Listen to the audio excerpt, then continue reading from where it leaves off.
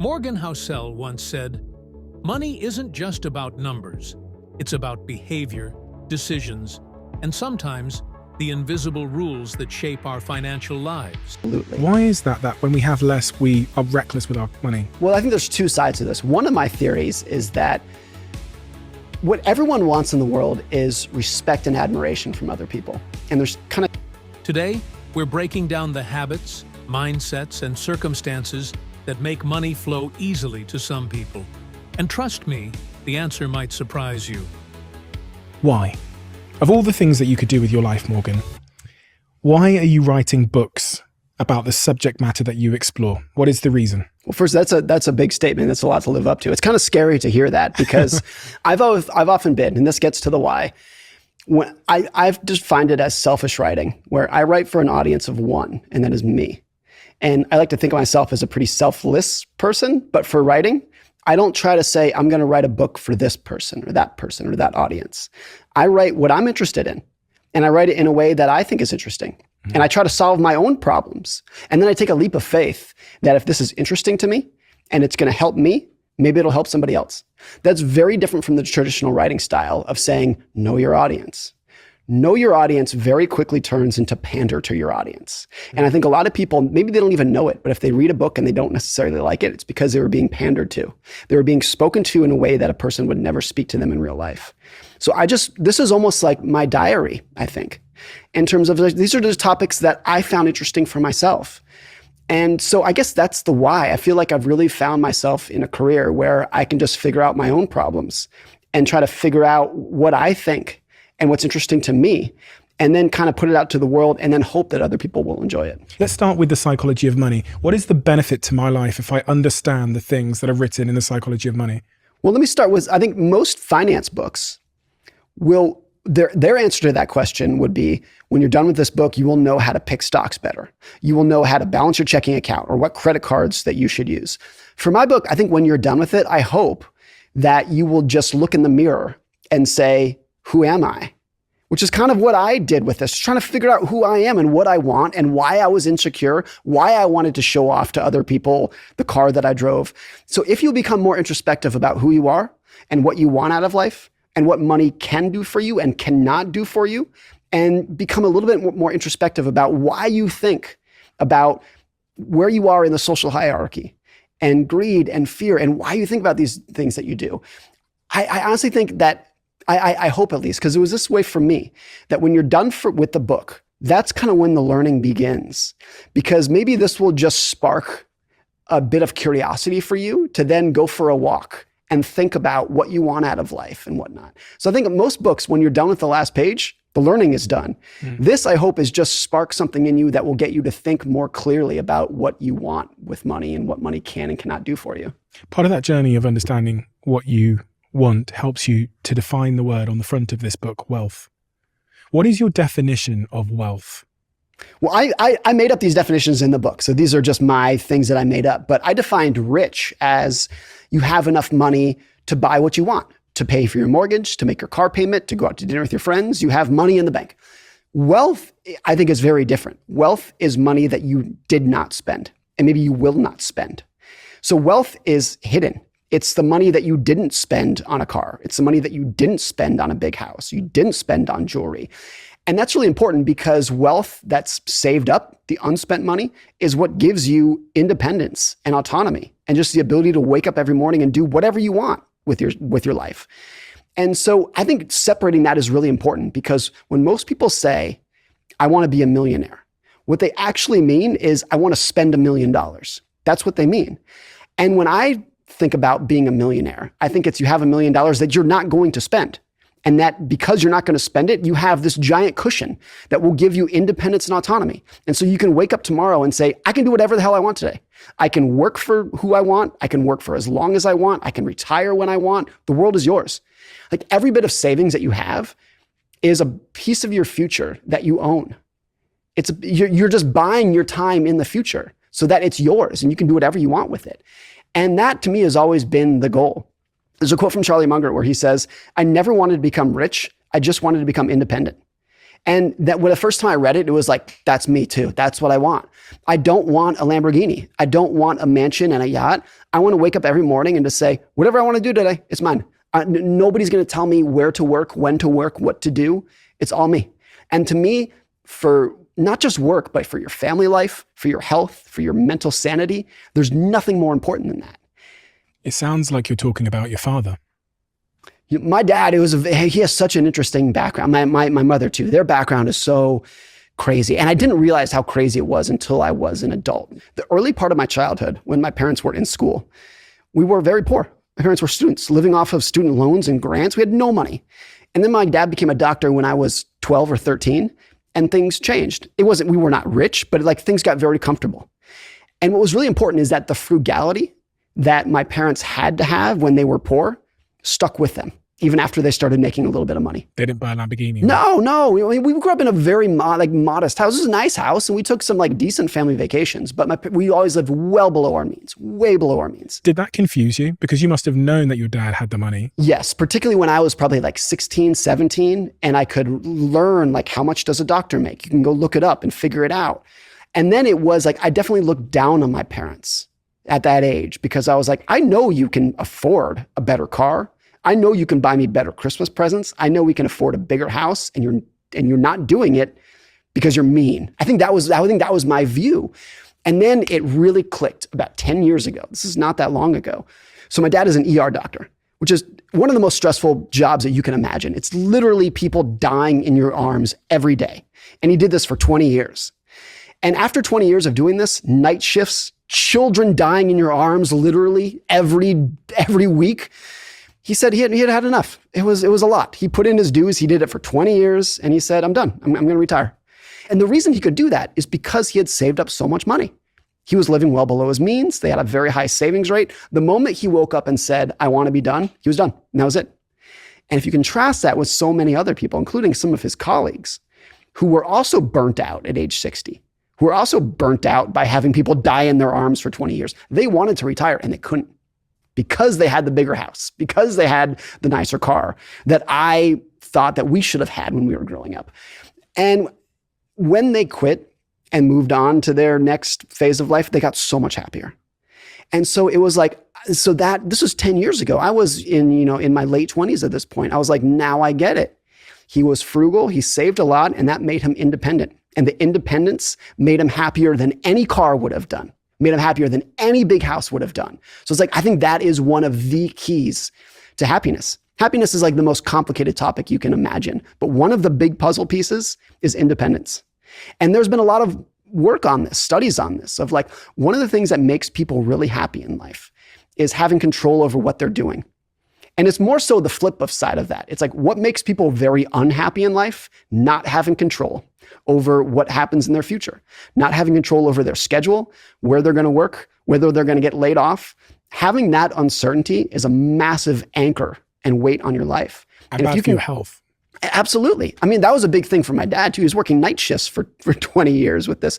It's very bad for your health. It's not great at all. So the financial ability to just wake up one day and say, I'm done with that, is huge. I was reading studies about this idea of autonomy because I was trying to figure out what you have to have professionally to love your work. And I came up with these 5 different points. One of them was autonomy and control. And I came up with that because I read studies where people who work jobs where they had low autonomy and control had physiological consequences. They were more likely to get disease. They experienced stress significantly more likely to have cardiovascular problems and heart disease, which is the single biggest killer of people generally. And I thought, fucking hell, just not having control in your life makes your body shut down. Yes. This is something that I think everybody has experienced. If they have something really stressful going on at life, they get into bed, they're tired, you can feel your heart pounding. Like the physiological response of stress is huge. It's massive. And if you have that going on every day for 5 years, 10 years, 20 years, 30 years, forget about it. Forget about it. There's this great quote from John D. Rockefeller. He was the richest man in the world, and he lived till I think he was 99, something like that. Maybe he was 97. And his doctor talked about why, like his key to longevity. And the doctor said, quote, he never lets anything bother him. He spends plenty of time outside, and he leaves the table when he's still a little bit hungry. That was his key to longevity. It was just, and when you read his biography, you realize how true that was. no matter what was going on in his life and the most stressful business conditions you can imagine, none of it ever bothered him. He just had ice in his veins and he could just keep going. And so I do think that's definitely one of like the keys to physical health, is lowering that amount of stress. And there are not many other things in life that are going to increase the stress that you have than not having control over what you're doing in life. Freedom. Chapter 7 of your book. This is the broadest lifestyle variable that makes people happy. Doing something you love, but on a schedule you can't control, starts to feel the same as doing something you hate. Psychologists call this reactance. That's right. You know, I do think there are a lot of, I think the best example are CEOs who might make $30 million a year, $50 million a year, but they have no control over their time. Every single second of their day is planned and demanded by somebody else. And they have to do things that they don't want to do. If they wake up and they're tired, too bad, you got to go to your meetings today. If they wake up and they're exhausted, too bad, you have to travel to China to close this deal. Mm-hmm. They have no control over their time. And compare that to someone who makes much less, but they wake up and they can wake up and do whatever they want to do. You want to hang out with your friends? You want to sleep in? You want to take a nap at 2 o'clock? Whatever you want to do. The person who I think really sticks out in that vein is Warren Buffett, who is the CEO who makes $1 zillion a year. He's worth $100 billion. But if you dig into how he's structured his day, total control, 100% autonomy, can do whatever the hell he wants all day long. What he wants to do is get up and go to work. But he has delegated things so effectively that he can do whatever he wants. And that's not only the key to his, I think, business success, but his health, lifestyle success, and why he's 93 and still going as strong as ever.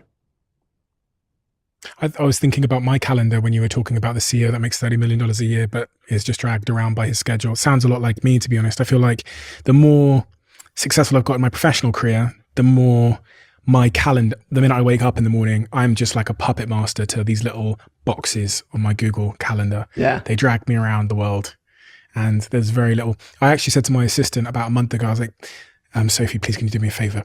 Could you just put lunch in for 30 minutes because I'm not eating? Could you just put that in midday every day at the same time? So you can breathe. So I can have a little bit of a moment where I do nothing. And then also the other thing I've put in now, I have a personal trainer 7 days a week and I've just put that in my calendar. It was before then a residual beneficiary, as was everything for me. Well, not for me because my work is for me, but it got the time that was left over when all my priorities were done. And I do reflect on that and go like, when does that stop? Because it's clearly not going to stop when I make money because I have the money. And B, how much control do I actually have? And you know what I do sometimes? I think I've noticed this about myself. I think sometimes I cancel things just to prove to myself that I still have control. See, that's great. See, that's a good thing. There's a quote from Nassim Taleb where he says, like, you are wealthy when the money that you deny tastes better than the money you accept. So you get someone comes to you with a business deal and you say, no, thanks, I don't want it. When that tastes better to you than accepting the deal, it feels better to you. Mm-hmm. That's like one definition of rich. There's another great quote from Taleb where he says, the world is split evenly between people who don't know how to start making money and people who don't know when to stop making money. And I think there are a lot of people that are watching this, that are in kind of our field, who are easily in the latter. They have all the money that they could ever want to spend, or maybe not that much, but they have more money than they ever thought they would have. But for every goal that they hit, whenever my net worth is X, all my problems are going to go away. Everything's going to feel great. And then they hit X and they just keep moving the goalposts down and down. So I write in the book that like the hardest financial skill is getting the goalpost to stop moving. It's the hardest thing in the world. It's hard for everybody because virtually everybody thinks if my net worth or my income was this level, I'll be fine. I'll feel great. No more problems. I'll wake up every morning with a smile on my face. And then if you're lucky enough or you work hard enough to get there, you realize it's not the case at all. You're just going to keep pushing it forever. Have they done studies to test that in terms of analyzing whether people's goalposts move off into the future, even when they're like billionaires and whatever? I mean, here's the broadest way that I would frame this up that has been studied. If you look at America today, the average household, adjusted for inflation, is making twice as much money than they were in the 1950s. Adjusted for inflation, the average household double the income that they were back then. And we're less happy. The statistics that try to measure happiness over time, it's not an easy thing to do, but we're less happy today than we were back then. And this is why, like, look, can money buy happiness? Yes. And to some extent, does it? Yes. Like people who are in abject poverty are not as happy as people who are covering the basics and they have food and shelter, et cetera, et cetera. But over time, when the society is getting richer and you're comparing yourself to other people, And maybe the average American's income doubled, but so did their neighbors, so did their coworkers, so did their siblings. So you just automatically adjust to that. I talked about Rockefeller before, John D. Rockefeller, who died in, I think, the 1930s. He was worth, adjusted for inflation, almost $500 billion during his day, adjusted for inflation. But he never had, during his life, penicillin, Advil, sunscreen, polio vaccine. Keep going down the list of things that virtually everyone can take advantage of today that he never had. But you can't say that the average American is living better than Rockefeller today because we have all of these technologies that he never did. Because we just look at what other people have and assume that that is the baseline. So you can imagine a world in which my kids, my grandkids are earning twice as much as me, adjusted for inflation, and they're no happier for it. Because the new technologies, whatever it will be, that would seem like magic to you and I, will just become their baseline. And that's always been the case. If Thomas Jefferson or somebody came to the year 2023, he would faint at the new technologies and the medical discoveries that we have. And these are technologies that you and I don't spend 1 second being grateful for because we've just accepted them as a new baseline. It reminds me of something in your new book, which is out in November, which is, I've gassed up a lot of books on this podcast before, but this is one of my favorite of all time. It's just so easy to read and so engaging because you're one of those authors in this book that realizes the world that the reader's living in, and they are busy and they want the point and they want you to, give them not one word more than you need to. It is so brilliant. It's so brilliant. In this book, you talk about exactly that. You say the first rule of happiness is low expectations. Yep. And that's exactly what you're talking about, is comparison is the thief of joy because it just raises our own expectations, right? When with that out the window goes our happiness. Yeah. And it seems counterintuitive to people that if you want to be happy, for most people, it's if you want to be happier, you need to be ambitious. You need more. You need to make more money, work harder, have a more successful startup, whatever it would be. And that's true, but that's half the equation. The other half of the equation is keep your expectations low. So the gap between those two, it's the gap between those two that actually accrues to happiness over time. How did you learn that? I think there have been a couple little stories that really stuck out to me. One that I love that just knocked me on my ass the first time I read it was Stephen Hawking, the late physicist, who was, without exaggeration, one of the smartest people to ever walk this planet. He was just an absolute genius. And a quirk, of course, is that he had a motor neuron disease and he was paralyzed from head to toe. He had no control over his body. He spoke through a computer. Not a single muscle in his body could he actually control by himself. So he was, physiologically, it's one of the worst lives that you can imagine. And he did an interview with the New York Times a couple years before he died. And during the interview, he's talking about how happy he was and how amazing his life was. And the New York Times they asked him, what is your secret to happiness? Like, if there's anyone who has the right to complain about life, it's that guy. And he's talking about how happy he was. And he said, my expectations were reduced to 0 when I was 21, which is when he got his disease. And he said, everything else since then has been a bonus. Mm-hmm. So this is like the guy whose life is has ended up in a way that most people watching that would say, that's among the worst scenarios you can imagine. And he's probably happier than you and I, because his expectations were so low that just waking up in the morning and seeing the sunrise and getting to go to work and talk to people was this magical gift. I mean, you can imagine, not to get too morbid about this, but imagine you're on your deathbed and the doctor is very confident that you're going to die tomorrow. And then let's say that you make it one more day. What is that sunrise going to feel like? What's that, holding your wife's hand for one more day going to feel like? It'd be amazing just because your expectations were on the floor. Mm-hmm. And so it's always like that. And you go through life seeing so many people who have everything, all the money, the great family, all the health, the beauty, everything you can imagine. I didn't come from money. My parents, I'd gone to university with 50 quid and I got this £1,000 sent to me from student loan, whatever. I was so reckless with money when I didn't have money. Yeah. The minute I got money, it's like everything just chilled the fuck out. And yeah. I became really long-term, patient. I made really responsible decisions. I stopped buying flashy things. I don't even own a TV now. I'm very similar. I feel like the more money I have, the less my material desires are. For sure, for sure. And when I say that out loud, I'm like, oh, absolutely. Why is that when we have less, we are reckless with our money? Well, I think there's two sides to this. One of my theories is that what everyone wants in the world is respect and admiration from other people. And there's kind of two ways to get that. You can get your respect and admiration through your wisdom, through your love, through your humor. Or if you don't have that to offer to the world, You're going to get it through your material possessions. So if you can gain respect and admiration through your business success, your wisdom, your love, your friendship, great, then you're going to get it and you're going to fulfill that bucket. If you can't get it from those things, then you're like, well, might as well show off my car. It's all I got to do. That's all I have. I think that's one side of it. So as you become more successful, your desire to show off diminishes because you're gaining respect and admiration through other things that are not material. The other side of this that's so important is that, I saw this statistic years ago that the poorest 10% of Americans buy like 80% of the lottery tickets in America. And these are people who can like barely feed themselves. The lowest 10%, they're literally struggling to put a roof over their head and feed themselves, are going out hand over fist buying scratcher tickets.